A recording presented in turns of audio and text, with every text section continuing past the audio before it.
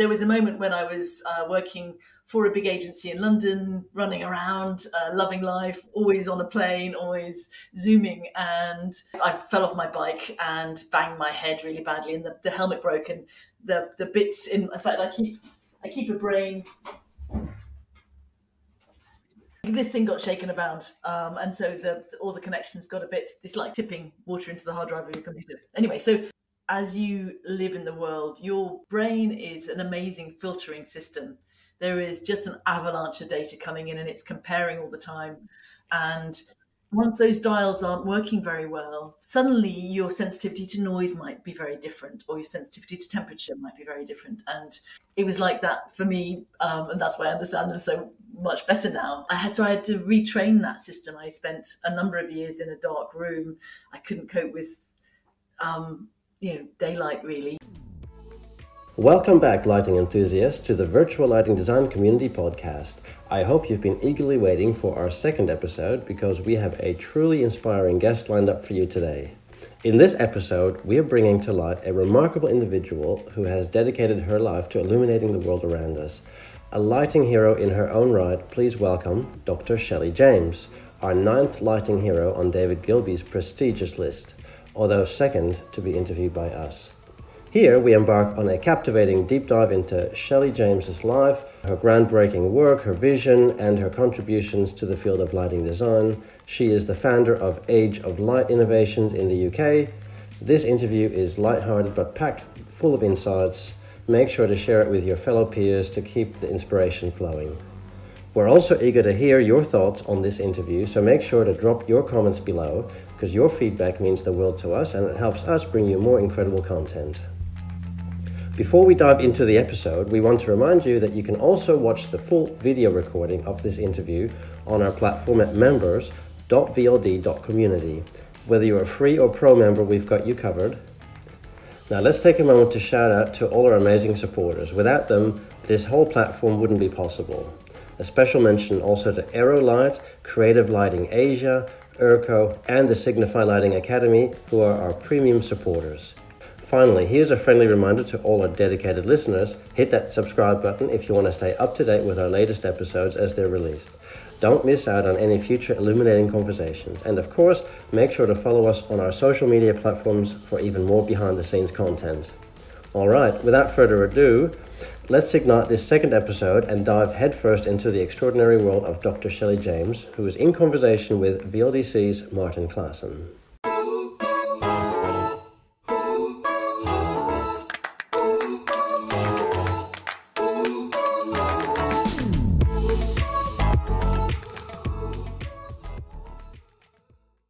Shelley James, welcome to our Lighting Hero series.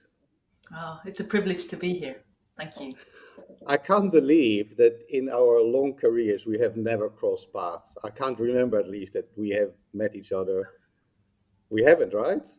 Not that I'm aware of, but it's the joy of the internet that I feel like I know you already. So it's great, isn't it? No, because I've been in the industry for more than 30 years, over 40 years nearly. And you have also quite a long track record. And the idea today is to run a bit through that whole career path of you, where you started and where you are today. So let's start with a quick introduction. Who is Shelley James? Where does she live and what is your background, etc.? I live in Bridport by the sea in the southwest of England. So due south of Bristol. I live in the middle of a little tiny town, about 8 minutes bike ride from the beach, which is where I go swimming every morning. And I've lived all over the world. I came to live here through lockdown because the things I was doing in London, the life in London wasn't really possible. So my mum lives down here, so I was lucky enough to have a place to land, and then I put down some roots and love it here. So that's where I am. But what the joy of the internet and the joy of lockdown actually is that I will spend today zooming all over the world, so I have a local place but a global exposure, which is fantastic. Yeah. That's also a bit the idea of our virtual lighting design community is that we can keep in touch even from home or from office, wherever we are in the world. Because yes, we can meet, and COVID definitely was a circuit breaker for so many people. I used to travel a lot as well before, and now, like you, I've settled in Perth, and I hardly travel anymore. But it's enjoyable to actually calm down a bit and and meet people like this. Now, I have studied a little bit what you have done, and know a little bit, but I would like to hear from you. I understand that before you got into lighting, you are trained in textiles or something like that. You started way somewhere else, nothing to do with lighting, right? Yeah, I suppose hindsight is 2020 vision. So there are lots of ways of joining the dots in a story, which is the great thing about light, actually, because it does allow you to tell stories in different ways, but Mm. to literally shine a light on things in different ways. Yeah, But yeah. so you could say that my journey with light began. I was born in Jamaica, so I spent all of my childhood traveling Oh. between different countries, and was very aware when I would land in a different place that there was Mm. something different, something odd, something beautiful, something the color of people's skins, the way their houses work, the way they oriented to the sun, the times of day when they were up and about, all of those things, the animals, all those things seem to be Mm. directly linked to the quality of the environment and particularly the light. Yeah. So I left home early. I lived in Canterbury, which is where I mostly spent most of the bits in between traveling. Mm. And I went to live in Paris. My first jobs were as an illustrator, as a freelance illustrator, and I was lucky enough to get into art school in France and study textiles because I was fascinated by Mhm. pattern and color, and particularly what I wanted to be able to do was to create things which went beyond the edge of the page. So I was working in Mm. illustration, but I wanted to be able to do things where you walked right inside it. So that's what I Yeah. did as my first degree, and I was fascinated by color. So I did my thesis, my master's thesis on color, traveling around Europe with my rucksack and a Yeah. travel card, Yeah. and a camera and a sketchbook, looking at the way that different environments had different color and light spaces. Mm. So that led to working. My first proper job out of college was to work developing collections Mm. for import. So I spent one memorable Christmas in Taiwan checking the colors for a big beauty Mm. brand for um, their plastic boxes. So I spent many years doing that, well, a few years doing that, and that led to Yeah. working in branding, working for Visa International in the States. And did you realize at that point also that lighting really affected the way you could see the colors, and you must have at one Completely. point clicked with that whole lighting thing. Yeah, completely. Because I mean, you're in a factory in Taiwan trying to check whether these colors are exactly on brand, Mm. and you really, particularly with sort of softer, muted colors. Are you in being indoors, being in Mm. daylight, being under the fluorescent bulbs? Made a big difference, and actually, we now know what a big difference it makes. At the time, it was very rudimentary. Yeah. I'm sort of Yeah. ringing home, saying to these to our French clients, saying, Mm. what's the lighting going to be like in the environment where these products are going to be presented? Does it need to look right in their bathroom or in the store or in a product shot? And I now know how I would describe that difference. At the time, it was an intuitive question because I Mm. could see what a difference it was when I was checking them in the middle of the night and in the morning. Yeah. And if I got that wrong, we'd have a tanker, a big container full of Yeah. this Yeah. stuff Yeah. Yeah. landing Yeah. in Yeah. France, and I signed it off. So it was quite Mm. an interest. That was a pretty much a light bulb moment, really, when I was Yeah. checking colours for other people. Yeah, Yeah, because I can remember that sometimes you would go to a shop and you would buy clothing, and people walk to the outside to actually check because the lighting inside the shop wouldn't be that good, right? And then you would go walk outside and oh, that looks different from when I was inside. And yeah, maybe it's subconscious for many people, but yeah, of course, without light we can't see, so it's clear that light has an impact there. yeah. I mean, I guess maybe you remember the celebrated case. So, because I work with the Institute of Advanced Studies in London at UCL, and there was an interesting study where somebody took a picture of a dress, and there was a big debate about whether it was blue and black and gold or blues, what the color was. And what they realized, my colleagues realized, is that the differentiator was whether you thought somebody was taking the picture inside or outside. So our brains are very good at predicting what the color shift will be in a different environment. We project that naturally. So we're very used to looking at colors in very unnatural lights and kind of extrapolating in an interesting way. So it's all around us all the time. So how long did you do this textile? You were like a branding consultant at that time. Branding consultant. So I did that for 8-9 years. So working for Shell. And that was sort of fresh out of your studies. College. Yeah. Yeah. All right. Yeah. You did it as an individual, or like you had your company already at that time? I did it pretty much. I was a freelancer. I was a consultant, and I worked for. And then I worked for some big agencies. I worked for an agency called Imagination. I worked as a freelancer for Landor. I found that being independent allowed me to kind of come in slightly sideways, because organizations become very political quite quickly. And there's a way of doing things, and actually being a disruptor, as I guess I have been in the lighting sector, is a great place to be. Sometimes it's a bit lonely, but it certainly allows you to make a difference in situations where there are kind of where the politics of something get in the way of actually delivering the value. Yeah, I understand. Yeah. So I understand that at one point of time, a big thing happened to you. It's mentioned on your website. You sort of like got this photosensitivity injury. Is that something you can tell us about, and how that really had a major impact on the rest of your life, basically? Literally. So I mean, actually, I've lost count of the years I was in the branding piece, but there was a moment when I was working for a big agency in London, running around, loving life, always on a plane, always Zooming, and before Zoom even existed. And I fell off my bike and banged my head really badly, and the helmet broke, and the bits in fact, I keep a brain. Are you keeping a piece of your brain? Oh, I keep it just in case I forget. So, I see. Okay. And actually, people are kind of it's surprising to realize just how much of this is happening while we're chatting. So this thing got shaken about, and so all the connections got this like tipping water into the hard drive of the computer. Anyway, so that led to me all the things at the moment.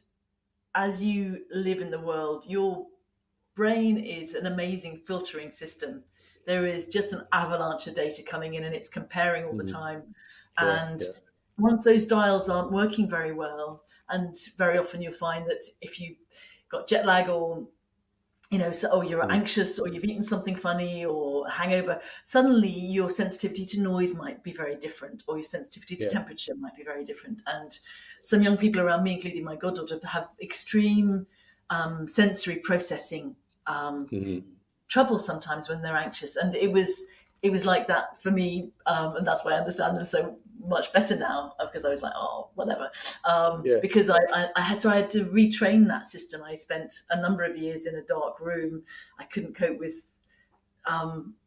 daylight. So really. your vision was really affected. You had really trouble in seeing. Yeah, I could see, but I found edges very overwhelming. I found movement very overwhelming. I found colors very overwhelming. So you realize that your brain, there isn't a computer screen in your eye. There are different processing streams. One of them is for edge, one is for movement, one's for color, and those dials, it wasn't all adding up properly. So I could see everything fine, but having several things happening in the same space was exhausting. All right. And what age did that happen? I was late 20s, early 30s. All right. So, okay. So basically that meant that you had to retrain yourself in that respect. And but then you also started to go back to study. I think you went to the Royal College of Art. Yeah, Tell me a bit yeah. about So, that. so I essentially slowly, week by week, retrained this system to work again. And I was Mm, lucky enough to be amazingly well supported by my partner and by others around me. So, and mm, by the job. So I slowly got back to being 20 hours a week. But I realized that over a certain amount of time, I didn't want to go. I got tired again. I had like a mhm, power cut again. It's like, this mm, is mm, something's trying to tell me something. yeah, So I went back to. I took my brain scans. In fact, while I was getting stronger, I didn't have enough processing power to actually draw, to look right. and have the motor coordination was just more than I could do. So I trained myself to do Mm, photography. I became the photographer for the local community where I lived, and I realized how much I love making things again. So I yeah. took myself back to college and started to experiment with. I had my brain scans and I started to experiment Mm, with the difference between what things feel like inside and what they look like outside, which led to mm, working in glass. And then I became set up a residency at the eye hospital so that I could spend time there, and I still have that. So I could spend time there working with the clinicians to understand what's happening in the brain mm, and in mm, the eye, and actually then take artworks that I make in glass back to the eye hospital to mm. to kind of see what they see. Right. And so Yeah, that yeah. led to an ongoing residency there, and I work with the psychology team there and the neurology team there. So just building bridges really, and being a circuit breaker sometimes. So at that time, obviously, it was all about perception and trying to understand how that impacts and how you process. So at Yeah, one point of time, I guess you started your practice to really move into linking that with lighting. Tell me completely. a bit Yeah, about it. Yeah, so how was yeah. that?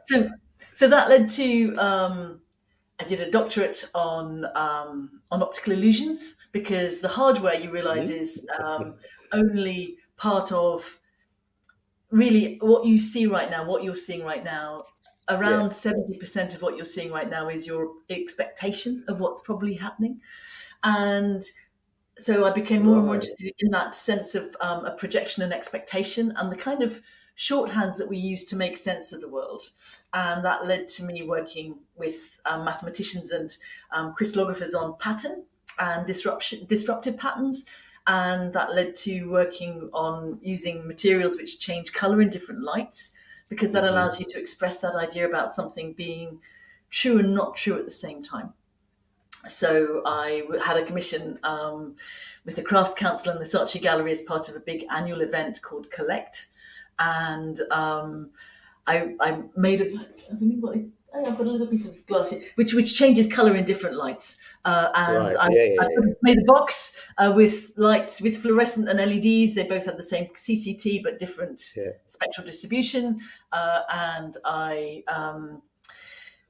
didn't understand really how that worked. A couple of lighting No. designers kindly kind of allowed me to play with their tool, but with Yeah. their samples to see what was really working. And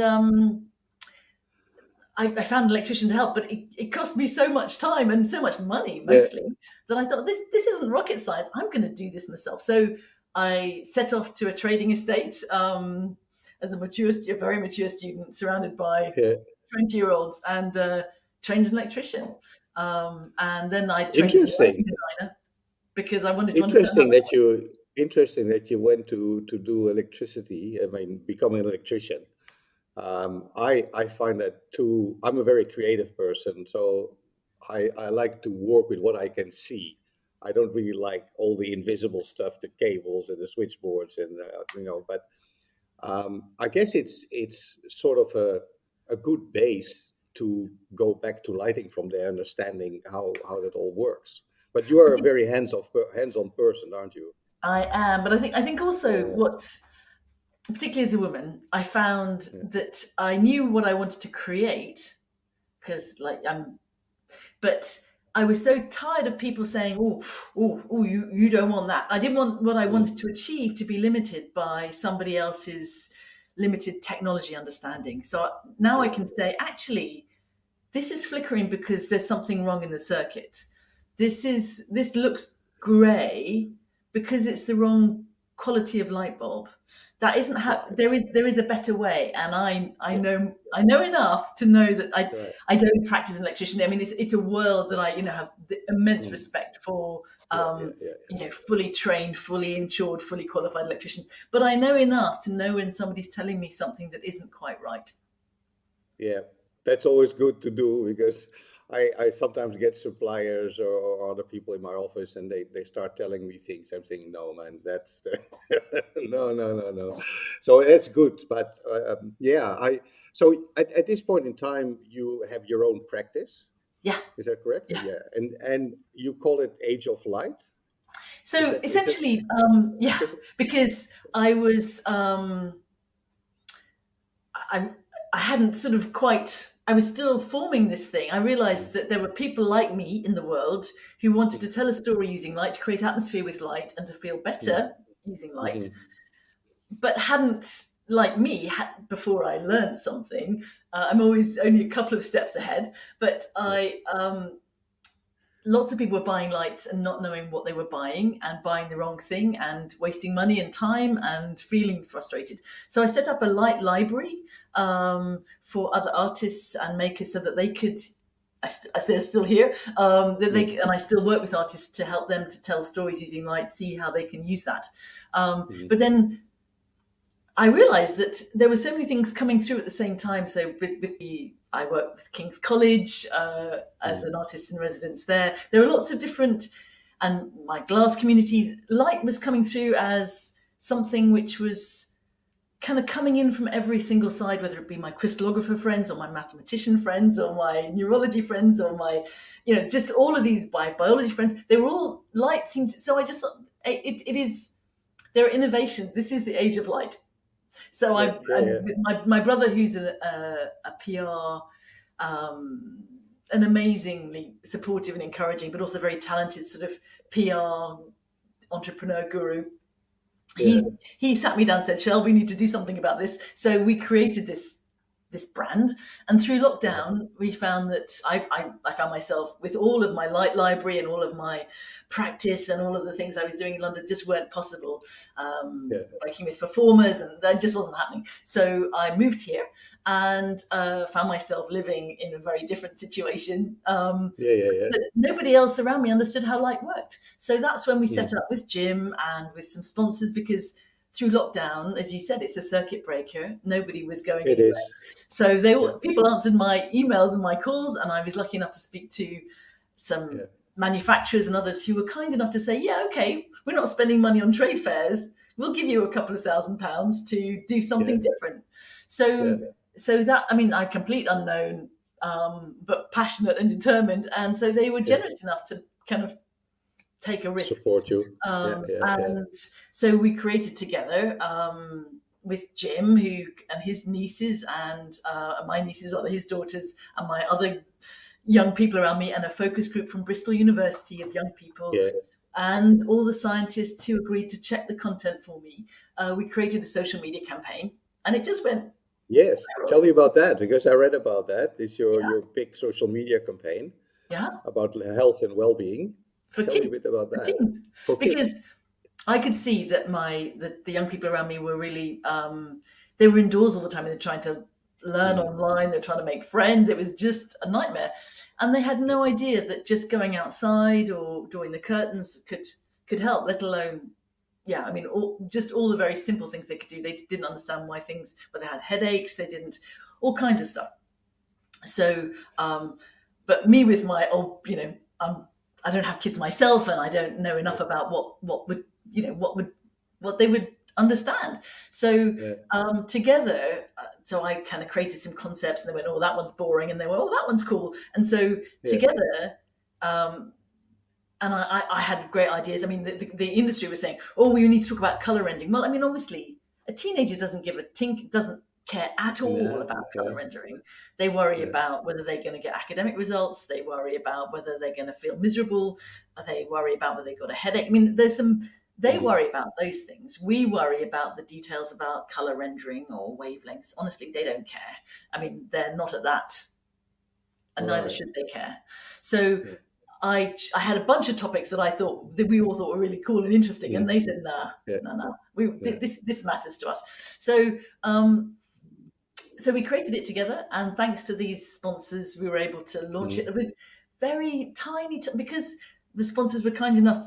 I mean, it was part of the deal actually that they weren't going to try and sell a product. It was a solution. It was a principle. There wasn't a and if you want to buy one, so with very small amounts of fun sort of advertising on Facebook, we were able to boost it just exponentially, because it wasn't selling content, it was well-being content. So we seemed to kind of be in the sweet spot of the algorithm.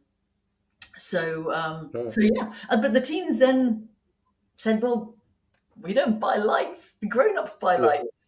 And of course they do. And I realized very quickly, talking both to my generous sponsors, but others, that they don't get any training in the non-visual, the biological effects of light. And actually, they don't get that much training in the visual effects either.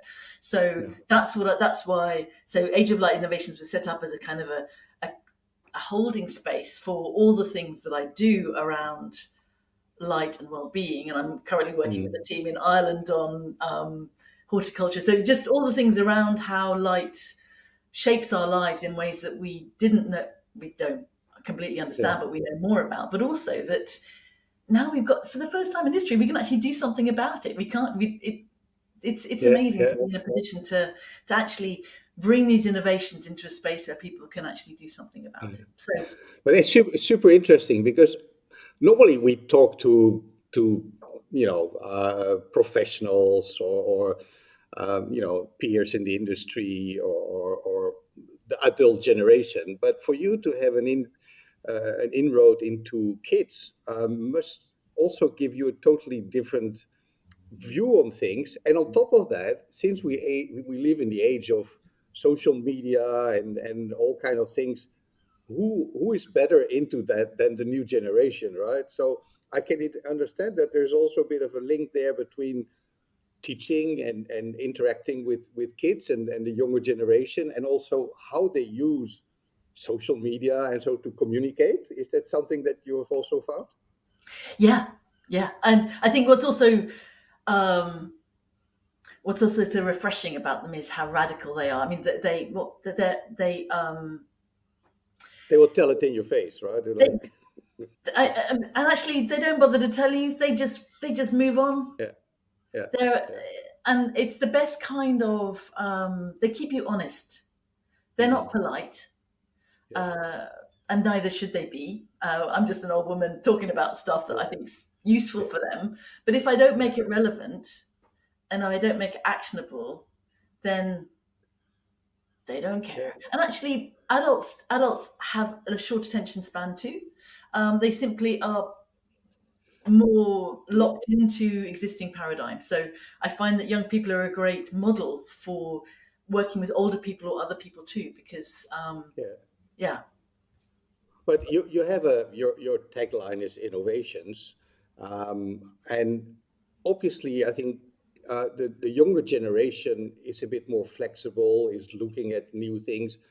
And our generation, we tend to be rusted in habits. I mean, I know I am, even though I try to be open to all the new things that are happening in this world, even the artificial intelligence and the metaverse and you name it, what's all coming up. But it's a bit harder to comprehend. When I started my career, we didn't even have computers, right? So I was working with a fluorescent tube and a light bulb, and we could predict exactly what was going to happen with these light sources. But today, with the LED technology and all the computer-generated imagery, it's a whole new world. So I can imagine that the innovations, the kids give a really good substance to what you're doing. It really does. It really does. And I think that one of the things, though, is it's tempting to try and fix stuff with technology. And I think that the older people that I work with, because I'm lucky enough now to work with dementia care as well, is that there will be things that you do in your life. I'm amazed by my mum and her generation. They're on WhatsApp, they're doing Facebook, so I think we embrace innovations that work for us. We tend to try and pump tech in and a lot of the tech has been designed by young men, including lighting tech by young men who with nimble fingers and a kind of who care about SPDs and stuff, which is great, obviously. But my sense is that the great thing about younger people is they're not quite so fixed in their habits, but they, as we are very clear about adopting the things that matter to them. That's why they surf so much on social media, is because that's top of their list. You will do stuff for your family. You might, there might be things in your life which are, like the computer, like this telephone call. You were telling me very eloquently about StreamYard. These are all just tools, and what's great is to have new tools that we can use. Yeah, absolutely.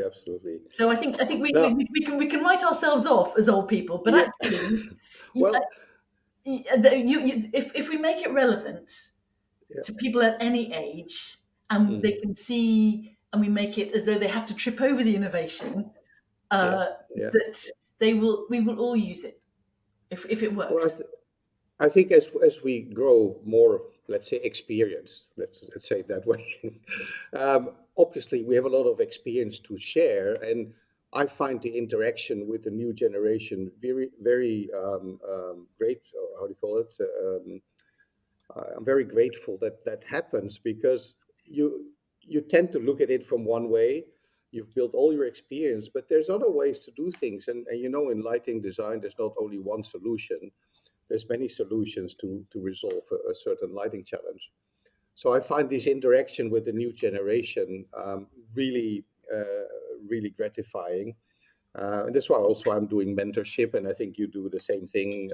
I agree. I love it. There's nothing right? more magical, and nothing more. There's no greater privilege really than to share what you know, but do that respectfully to see. It's like laying out a meal and like laying out a buffet. Say, what's the point?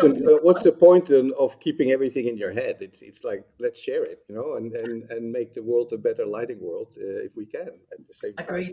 Agreed. Now, I want to talk to you about TED Talk, because it's obviously quite prominent on your website, and it's I listened to the whole presentation. I know how much work goes into a TED Talk. My brother did a TED Talk once. He works for the government in the Netherlands, and he was chosen to do a TED Talk about innovation and cybersecurity and other things. So I know how much work went into that. Tell me a bit about that experience of doing a TED Talk. Well, how did you get there anyhow?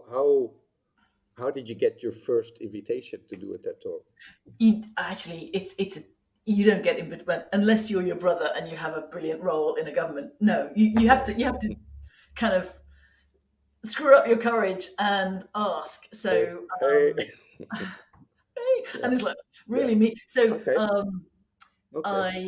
again, my amazing brother, who said, "Shell, the next thing for you is a TED Talk," and actually, I'm writing a book, so it's like the next thing for me is. So it was like, this is, if I'm going to make a difference, if I'm going to be in a position to share what I know and make a difference to the way that we light buildings in the world, or experience light in general, there's only so much doing stuff.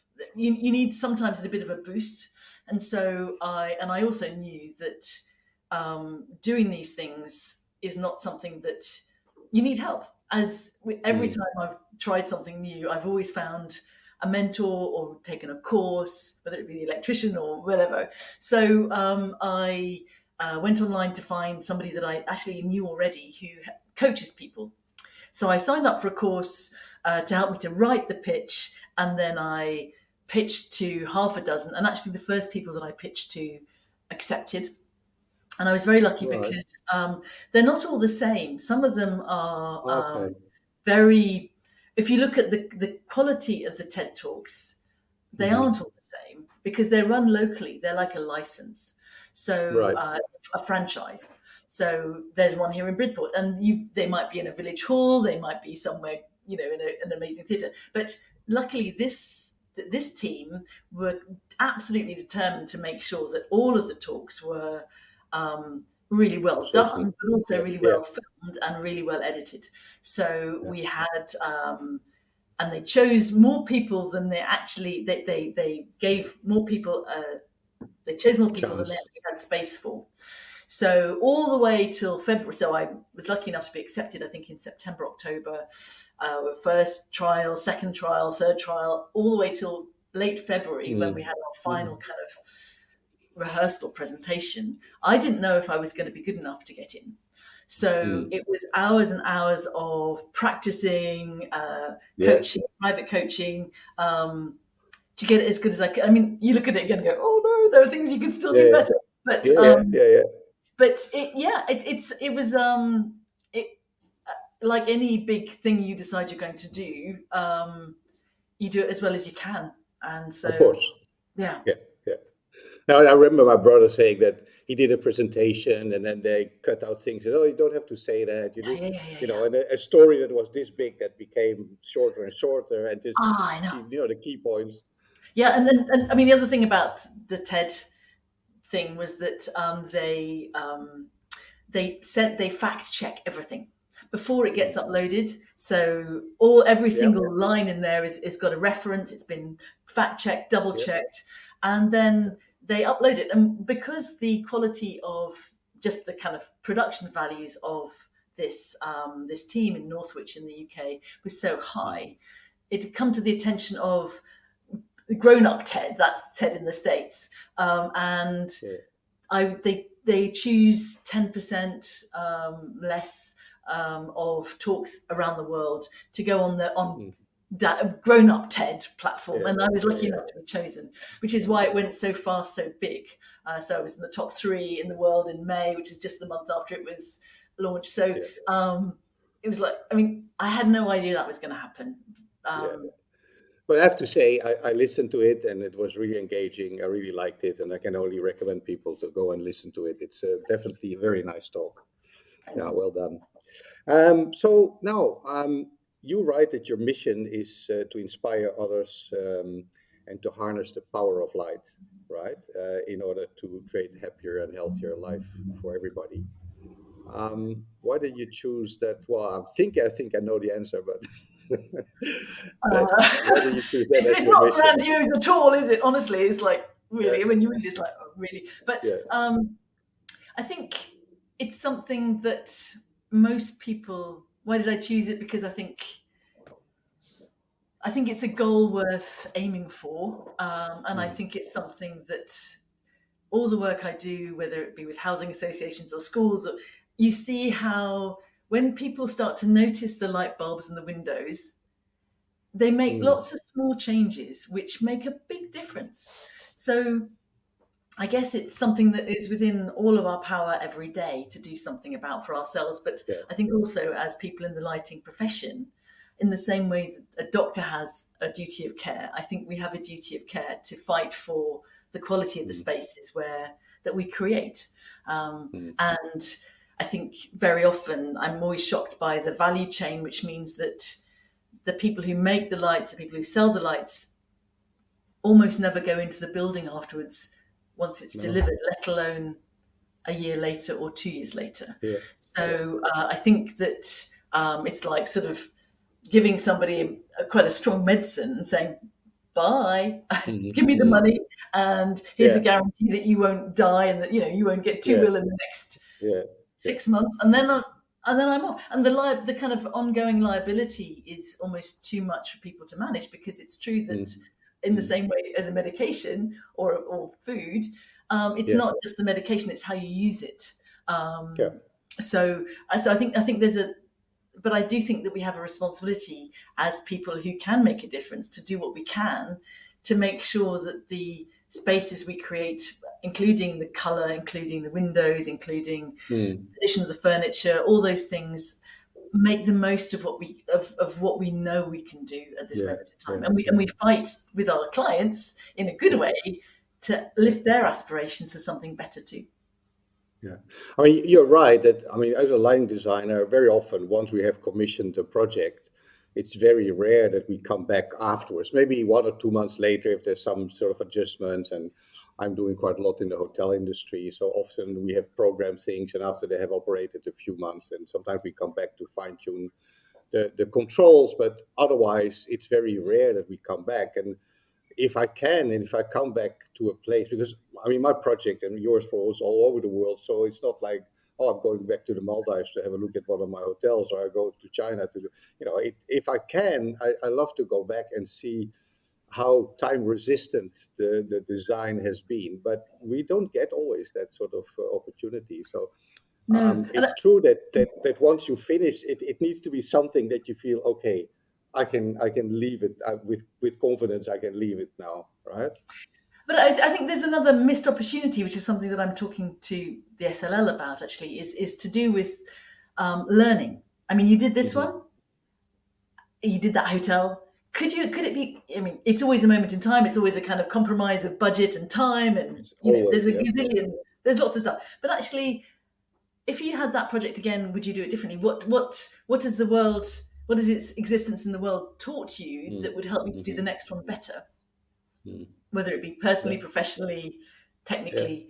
And I Yeah. think that we ignore that chance, that sort of loop at our peril, because I mean, as in sort of pure marketing terms, in my old days in branding, if you can, even if the life cycle is long, if you can maintain a relationship, selling to somebody who knows and likes you already is going to be easier than Yes. selling to somebody new. Yes. So Of course. Of course. there are ways in which, and I'm always with the people, the manufacturers that I work with, always saying, "Have you got any case studies?" And they're clearly selling lights to somebody, but they don't have stories to tell about what happened next.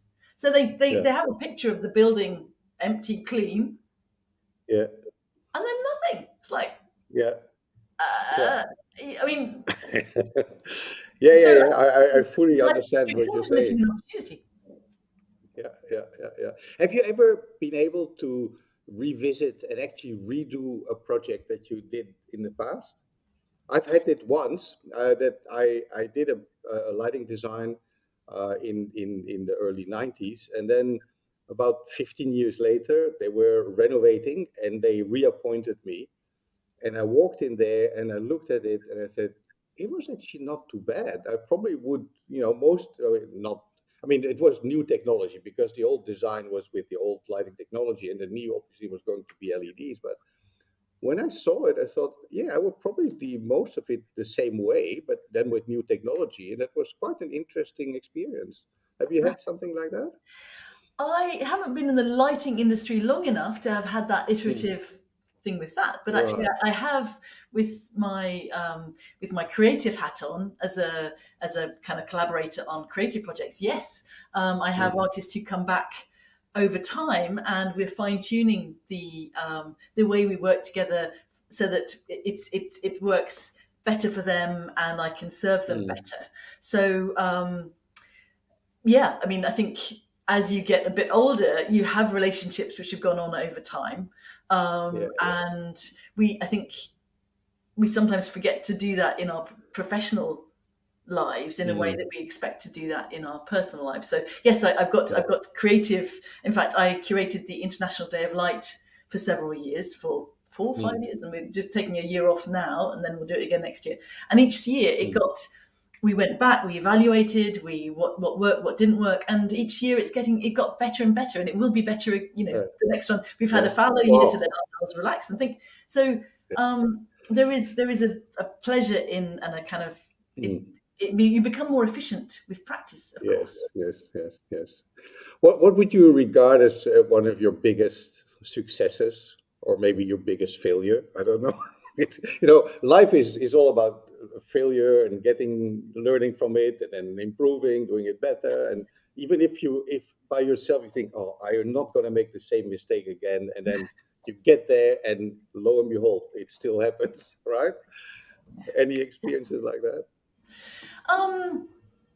I think the greatest success is simply still being here. I think, and it's a journey that it's still unfolding. But I mean, I had no idea when I first started on the lunar campaign from my mother's back bedroom that I would be standing here, able to convene conversations between scientists from all around the world and old people's homes from all around the world to kind of go, look, there's something we can do here, and with the generous support of sponsors who now know and trust me. So I think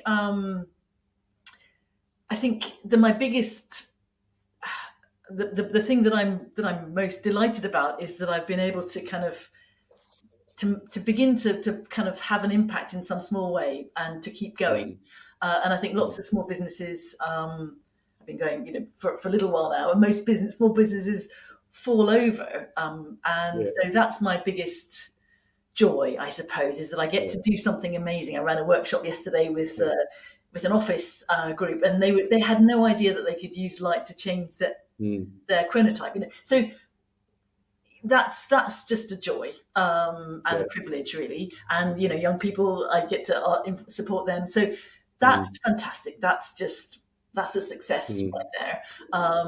I guess my biggest failure or concern right now is that I'm a polymath, and I love doing lots of different things and working with lots of different, being a bridge between lots of different communities. But I think I'm getting to the point where I'm wondering if I need to kind of niche a bit. Simplify your life a bit. Well, yeah, but also particularly, I don't mind life being complicated. That's fine. I'm used to that. No. But what I am thinking though is that there are areas of expertise, for example, in dementia care or special needs or shift work or industrial work. So there are, there are sort of zones that I touch on that I'm lucky enough to work in, but I worry that I'm not deeply enough embedded in any particular sector to really make the impact that I'd like to make. So that's my current sort of dilemma, is whether to stay in the world of inclusive design, really, which is how do we make spaces which support everybody, and go into something, or go into something and risk not being as impactful as I could be, but enjoy the variety of it. But it's harder work, or to dive right into a particular topic and become that. So that's my current dilemma. My current, I suppose, is that failure. It is a failure in a way, because I could be doing more in a smaller way, in a smaller world, or so that's my current dilemma. Yeah. One of the traits that all our lighting heroes have in common is that they're all passionate about what they're doing. And I can sense that from you as well. But the question that I ask is, what is it that really drives you out of bed in the morning? Because you just say there's so many things. Is there one particular thing, like, for me, it's like every day I'm like, all right, what I'm going to do today? There's so many things, we're all passionate and enthusiastic about the life of light. What is that for you? I think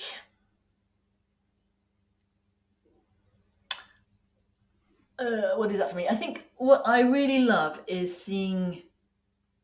Maybe I'm a teacher. I don't know. What I really love is seeing when somebody has a light, kind of gets it, and seeing what happens when they make a small change. And so, and whether that be a salesperson selling lights going, I can see why it makes sense to fight for a different, better specification, or school teachers that I work with, they go, I can see why I should open the blinds, or I should fight for a better specification of whiteboard so that we can have daylight and tech. So I think what wakes me up in the morning is the chance that maybe something I do today or this month might help somebody to make a healthier choice for themselves. Yeah, well, it makes sense with your whole mission, right? so I guess absolutely. That's what keeps me going. And I think, absolutely. Now, I can see you've got a whole wish list of things that you still want to do. But if you look back, what do you think your legacy will be to the lighting community? What will it be? I'm giving you difficult questions. Yeah, you are. I think what it might be is to challenge, to kind of poke the bubble a bit, because it's quite a comfortable quite a comfortable little world. You talk to each other a lot. You Yeah, avoid yeah. talking to clients if you can. No, not direct. It's not avoid, but it's. I found it tempting for lighting professionals to stay in that bubble because you understand each other. And I think the legacy that I will bring is to have kind of levered, Poke. levered the lid a little bit, or poke the bubble a Yeah, bit, yeah, or somehow forced or invited, not hopefully not forced, but certainly invited a different sort of conversation. Which so that's the legacy. I mean, they yeah. haven't had a conversation with a school teacher before. They haven't had a conversation with a with an old people's home before, with a scientist before, Yeah. and you kind of say, what? Why not? Pushing the boundaries a bit. Yeah. Yeah, I can see that. Now, we generally end the interview with a rhetorical question, like, is there a question in your mind that you would like to ask me or our community? That's really up there. Is it like, what do you think about it? What are your thoughts? So it's basically a question from you to me, or from you to the community can also react. I suppose one of the questions that I wrestle with is we know that light makes a difference. We know we have the solutions that aren't actually that much more expensive than the ones which aren't very good, which don't work, which are going to end up in landfill very soon. So we know that it makes a difference. We know we can do something about it. So why aren't you? Yeah, very good question. So And what's the question, I barrier? think, What's the barrier to change? That's my question. yeah. It's a good question. I don't know if I have the answer to that, and it's certainly a good question that we can also put to our community members. First of all, I think it's also governance in terms of what governments or local community councils have laid down. They're notoriously very slow on the uptake in terms of putting in new legislation to make things work. As a lighting designer, we often have the opportunity to do things, but it also comes with a price tag. And we found that a lot of our clients or even end users, yes, they see the benefit, but they not necessarily want to be socially responsible and be the first one to fork out the money to do it. So we find that our solutions are very often a compromise between what could have been, right? And what it in the end becomes. So it's a very big educational process, and I'm sure you're doing exactly the same. Is that half our work is to educate our clients and our end users about what it is that we want to achieve. Because if they don't understand why we're doing it and what for we're doing it, it becomes a very difficult task to achieve. So education, I think, is one of the barriers that not everybody practices in terms of educating your client and the end user about what it is that you want to achieve in creating a better environment through lighting, or in this case, because that's our tool, that it's our Yeah. toolbox, is what we do with lighting, yeah, and with our expertise. So to me, that is my biggest task. Every time I have a new client, I have to start from zero. I mean, some of them have some knowledge, but most of the time, I have to explain why I'm doing the lighting so that they understand, the reasons why I put the light there, why I use this color, why I do this and that. So education, I think, is the key. And then also part of that education is to make them understand that there is a value for money. So in terms of, we always try to explain the quality. We sometimes make there's three different steps into the cost of a lighting product. We have the Rolls Royce of lighting, so to speak, very expensive, have everything which nobody can really afford. Then on the other end of the spectrum, you have your Chinese copy, so to speak, the cheap things that may look like a Rolls Royce, but it's $10 instead of $100. And then there's the in between, sort of middle of the road, good quality. So if you can explain these differences between the high end, the cheap, not really acceptable end, and how you can play with that, you have sometimes the opportunity to get a client on board in terms of budget. So making sure they understand what they're paying for and what value they get for their money. I think that's the other big thing that we found ourselves continuously engaged with to make sure that they understand that, so that it's a bit easier. You spend a bit more on the beginning, but you have a much longer enjoyment of what you have paid for. So I don't know if that answers a bit your question, but that's how I think about it.